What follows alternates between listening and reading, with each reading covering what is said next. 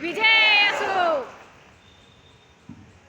प्रथम व्यासपीठावर असलेले सर्व मान्यवर, इथे उपस्थित असलेले कर्मचारी महासंघाचे, भारतीय कर्मचारी महासंघाचे सर्व पदाधिकारी, सगळ्यांचे मी नाव घेऊ शकत नाही.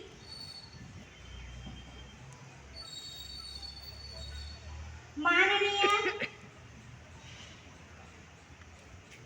आमदार भाई जगताप, सरचिटणीस आणि कामगार हृदय सम्राट, भारतीय कर्मचारी महासंघाचे अध्यक्ष माननीय दिलीप दादा जगताप, तसेच इथे उपस्थित असलेले सदाभाई चव्हाण, उपाध्यक्ष, कोषाध्यक्ष माननीय यशा सावंत आणि इथे उपस्थित असलेले सर्व पदाधिकारी यांचं मी स्वागत करते.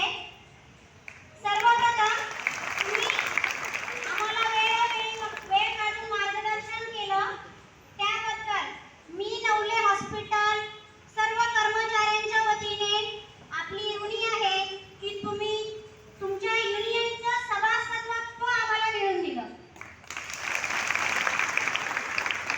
दुसरी गोष्ट, आम्ही आज 1.5 महिना झालं इथे आंदोलन निदर्शने करत आहोत. पहिलं युनियन काय हा शब्दच आम्हाला माहित नव्हता. जरी कोणी तोंडात घेतलं तर त्याची भीती वाटत होती. पण जसं जसं म्हणतात ना, पुढे पुढे जाऊ तसा तसा रस्ता सापडत असतो, तसा आम्हाला रस्ता सापडून शेवटी आम्ही योग्य रस्त्यावर आलो. पहिल्यांदा जेव्हा आपण 24 तारखेला आलो त्यावेळेस ही कल्पनाही नव्हती की आपण इथपर्यंत पोहोचू. पण कुठलीही गोष्ट योग्य व्हायला योग्य वेळ यावी लागते, तर ती वेळ आज आलेली आहे आणि त्या वेळेचं सोनं आपल्याला करायचं आहे. त्याच्यासाठी आपण एक स्थितीनं राहणं हे खूप महत्त्वाचं आहे.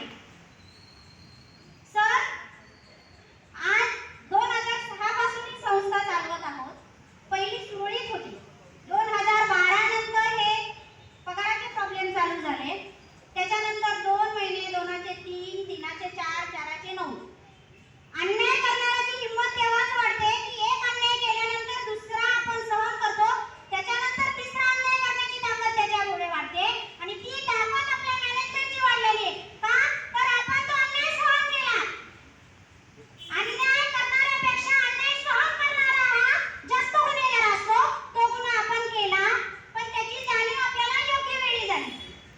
उशिरा झाली पण योग्य वेळी झाली. दुसरी गोष्ट, 9 महिने पगार नसताना सुद्धा आम्ही रेग्युलर ड्युट्या करतो. शिफ्ट मध्ये ड्युट्या आहेत.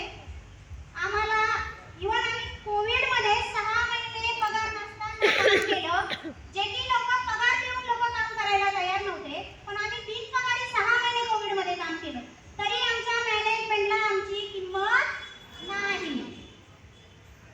आम्हाला हॉस्पिटल बंद पाडायचं नाही किंवा तेही नाही येत, आम्ही घर आहोत, पण आमच्या विषयी त्यांच्या मनात सहानुभूती नाही आहे. फक्त देऊ देणार आहे, उडवणार नाही. फक्त विषय पगाराचा नाहीये. आम्हाला पीएफ कटवला जातो पण तो आमच्या ऑफिसला जमा नाहीये. ग्रॅज्युटी असेल सोडून दिलेल्या लोकांना ती मिळत नाहीये. जे लेबर ऍक्टच्या नुसार ज्या ज्या काही पॉलिसी असतात त्या कुठल्याही फॉलो होत नाही. तुमच्यासमोर जे जे